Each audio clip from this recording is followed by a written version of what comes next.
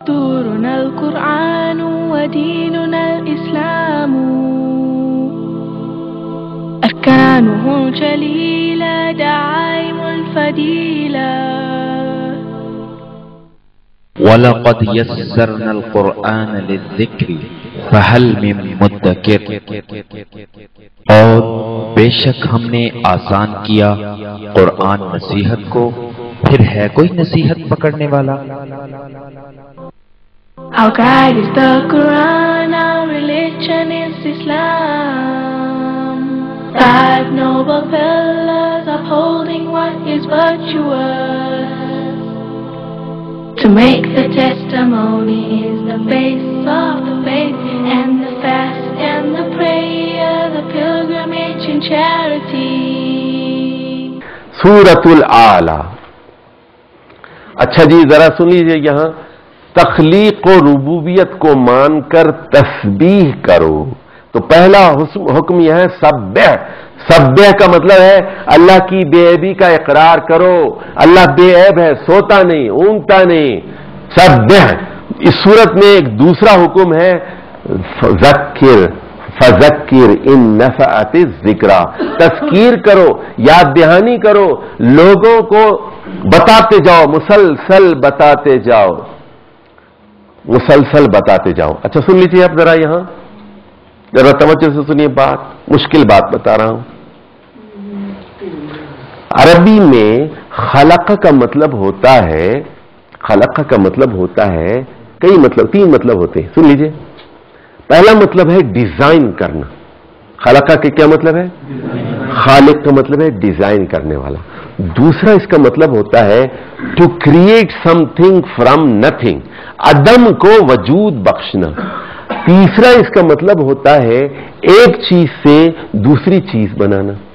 جیسے حضرت عیسیٰ علیہ السلام مٹی کا ایک پرندہ بناتے تھے، یخلق کہیئۃ الطیر، اس کے بعد اس کو اس میں پھونکتے تھے، اس کو بھی تخلیق کہا گیا.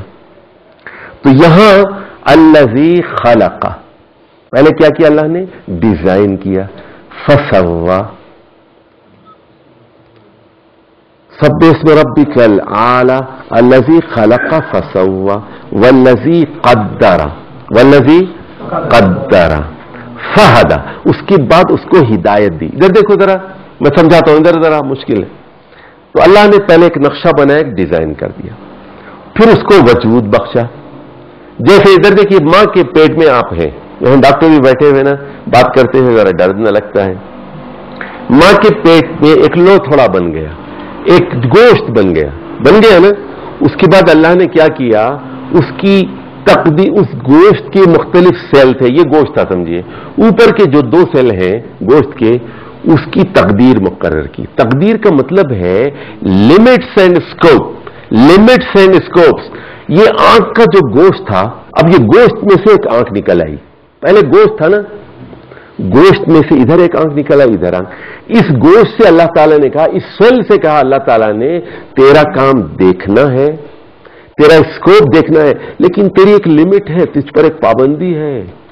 تو سن، یہ گوشت سن نہیں سکتا، یہ گوشت سونگ نہیں سکتا، یہ گوشت چکھنے کی صلاحیت نہیں رکھ سکتا. اس سیل کی، اس خلیے کی تقدیر مقرر کر دی گئی. اس کے بعد کان کا سیل بنایا اور کہا، اس کی بھی تقریر مقرر کر دی کہ اس گوشت کا کیا کام ہے. اس کا یہ گوشت سن سکتا ہے، دیکھ نہیں سکتا، بول نہیں سکتا، چکھ نہیں سکتا. اس کے بعد زبان بنا دی، ہونٹ بنا دیے، کہا کہ ان کا کام کیا ہے؟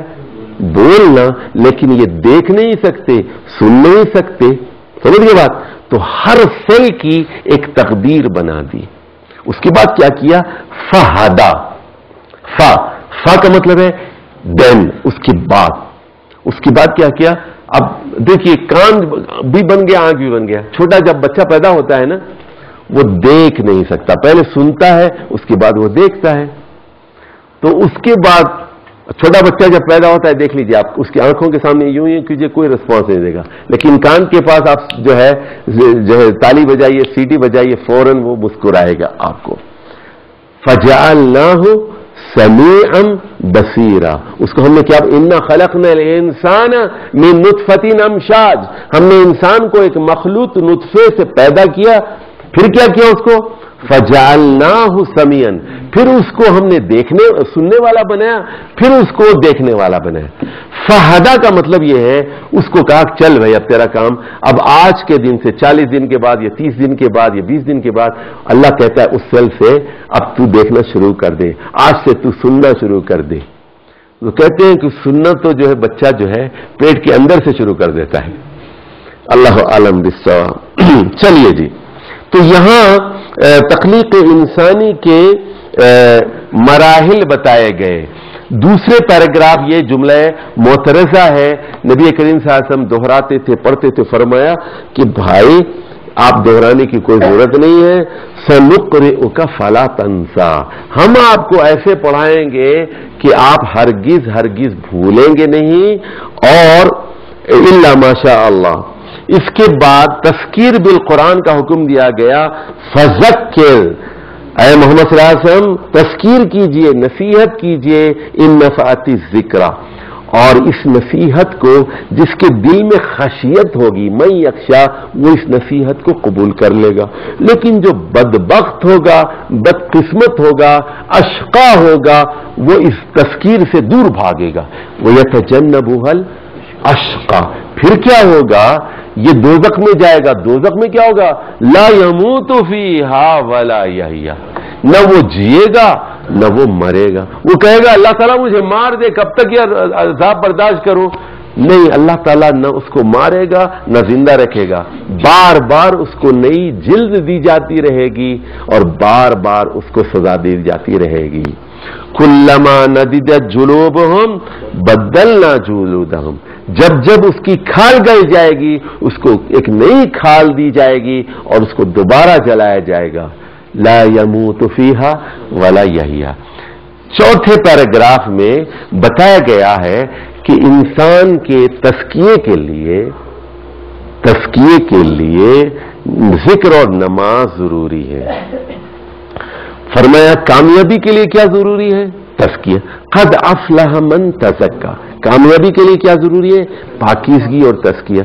तस्किये के लिए क्या जरूरी है, अल्लाह का जिक्र, और अल्लाह के जिक्र के लिए क्या जरूरी है, नमाज। तो फरमाया कद अफलह मन तज़क्का व ज़कर अस्मा रब्बी, उसने अपने रब के नाम को याद किया, फसल्ला, चुनाचे नमाज पढ़ी। और उसके बाद आखिरी पैराग्राफ में बताया लेकिन तुम्हें तस्किये नफ्स के प्रोग्राम से क्या दिलचस्पी है, तुम तो दुनिया के कुत्ते हो, सगे जमाना है, हम क्या, हमारी हिजरत क्या। बल तुसिरून अल हयात दुनिया, तुम्हें नमाज से, जिक्र से, तस्किये के प्रोग्राम से क्या दिलचस्पी हो सकती है, तुम तो दुनिया की जिंदगी पर जो है मर मिटते हो। बल तुसिरून अल हयात दुनिया, दुनिया को तरजीह देते हो, जबकि आखिरत की जिंदगी ज्यादा पायदार है, ज्यादा देर तक रहने वाली है। वल आखिरतु खैरु व अबका, ये बात पहली दफा कुरान में नहीं बताई जा रही है, यही बात सोहफे मूसा में भी बयान की गई थी और सोहफे इब्राहिम में